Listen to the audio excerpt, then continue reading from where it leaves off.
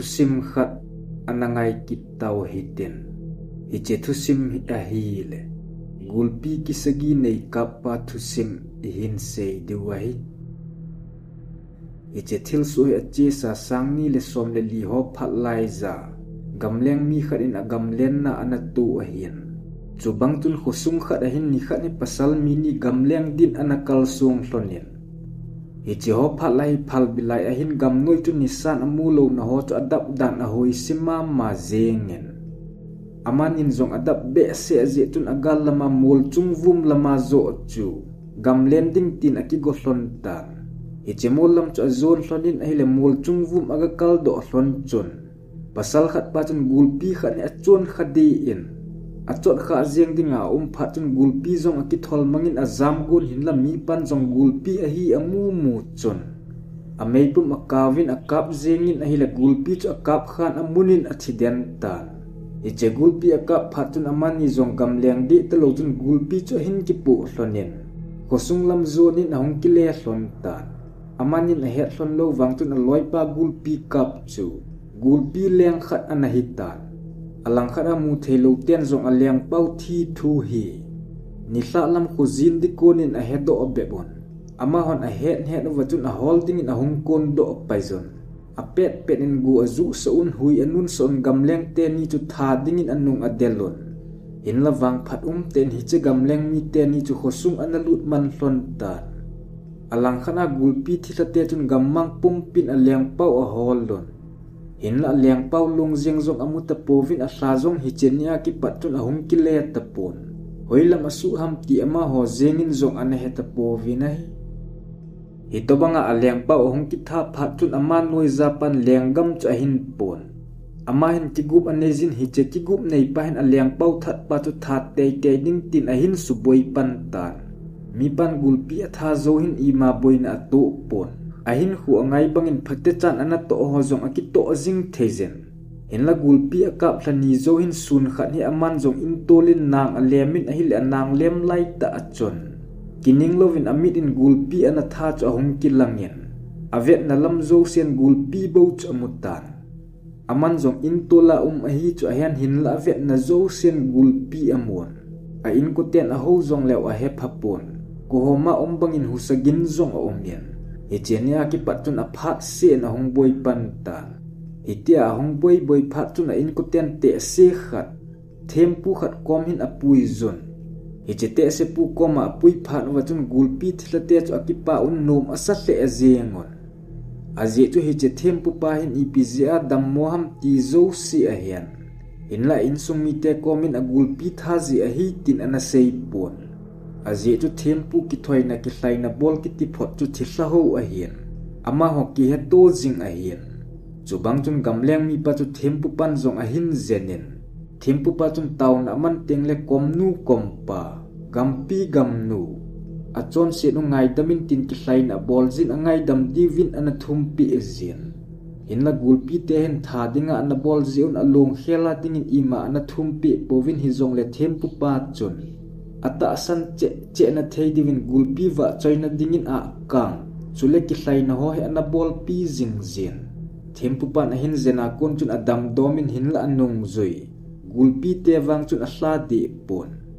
hiche na ki zen sa thempu pan gulpi ten tha ding ati ho zo seu zong a hen hiche zia cha ta san na diu mai le hlagaw phalo ten azo theina diu chun pan na saten anala hinla mi pai pathen di ta ho ana hi zen gulpi thlaten zong a hin khoi amo la jeng thei pon itobanga tha ding ati wangun azo mong tapon itobanga tha ding ati wangin ama hon athat do povin hinla mi pan wang alel hlein abang le amit asip pe un khumulovin a saon lupna lup pet zong agul pick up cha ki thol mang pet a hi lo le koma hong ki thol le ji bang hin amuzien abang teng le akingin a hin kho chu ki chat nan adim jing zeng tan hiti chun kum ahong chalin akum kumin hi chegul pi te chun hlalo helin a hin bolon weddingin wang mi pa chu ima atipon hinla ni khat adam le ni khat adam mon adam mo zong ti the hilo adam zong ti the hilo khobin hin kho chu anamangin akum kuma he che hlagaw phalo hon a hin bol jeng phat uwa chon aman angai chat zong sei thei te pon bu ka ne no me ti ding ati le ka imut aso e atien asei got lo zo he akamin ahong pot ta hi che gulpi thi hlo he anop te ki su thei a hian hi chenya gamleng mi pa mudingai ban ti sangal lien asau dan lam nga anakimu sa a hian hi che gulpi gamleng mi pan atha he ama hodinga leng lin pen a hian in la sang zo sileng hi pun ama he kum khat sunga leng vai pu an hian ama ki tha ki padin anoi za pan vai apon hi che vai pu pa noi hin leng chang thum a na lai zen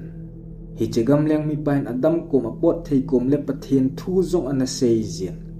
anong zui hlagau yang sitia chun aphat sian da hlovin azui zun ho in sung alut ding teng lewang ama hon ada hla ziwin ho in tolin anga on ho ina ki pat ahong pot le sungin alut kit pai ziwinai hi chemi pan pin tha na di ta nei thelo na dinga alung gel chan geza asu boi pe wa hitan hi chemi pan hin na di ta hin nei ka nge za chu gulpi thila ten a hin khola ding atiu a hian mi pan zong pathian thu a hin sei phatun hlagau yang si ho chun a pathian thu sei zong asu boi pe on ama ho zo si asu boi pe on ama ho zo si asu boi pe on ama hon a hin khu la diu bo a hitan in la pathian chapa mi him chapa khat a hi zi chun a hin khu la diu chu a ha asan hi zi chun kum chal bangin a hin boi piu chu kum som wal set a hong hling ta hi chegul pi leng ani na pa hen alung han manin gam sungin tui ana so sein mun achim sein khong bai khaw khote alan sein mi him te ki zot mat na vadung chunga le ki sim ho zong ana su chimen mun chim na to set to ki sukha zong mitam pi ana umen ni khat zong hi chemi pa chen na ko hin hui ana tingin a hil asat dan chu koi man athu thei pon hui lo zi chun mi him hon hai nop lo anei zon asat dan chu tui ki sun khum zong leo apha chom pon in la hi che thil a bol chu ana bol sot thei pon aman zong hui ana hla pai kip dan azi chu i to banga bol thei na nei mol le hlang tol mang thei hi zong le hing jing pathian hlagau eng si gulpi thila setan ten zong pathian ni aza hleon mi hem te sangin ama hon aki chawin zana zong apiewin itia hong kho sit che zeng phat chon ain sung mi ten zong azot pau them pu pa cha velin anazot pi ta powin khosunga nu pi u pohon ataw pi ziwin hi le taw na ki man sung ho he le alung alim thet zin ama phati chan ki ho pi the a hi zin hi chozi chun ahung pha phanai tin koi ma komin zong pui lovin ana koi zon itia thakhat lam adam banga ahung nong hian zan khane ama pan alup na kom hin gulpi len ta ahung ki thol he amun hi che gulpi chun mi pa cha vel ko len azon na pen hian akam ahin kain amai chang ta he achu gun hi la ma zong akichat be se zi chun a pengin hi la zan khang kim a hi zi chun khosung mi zo sin a pen gin azan hi chemi pa pen gin aza watun a inlam adel phejun nasaten aboi piwin hi chenya ki pan hin aman khu amu thei tapon bu zong aneta pon u po ham po lovin a umin khosung mi hon zong a chan chavet lew koi man adam do dingin zong ata asan tapon ain khu achan lo dinga phatun tawdam ho ko ma pui dingin ki ho na nezon hi che chen naw ko thing hlang gam gil gari hlun lo na mun a hi zen ki hei dan a ha asan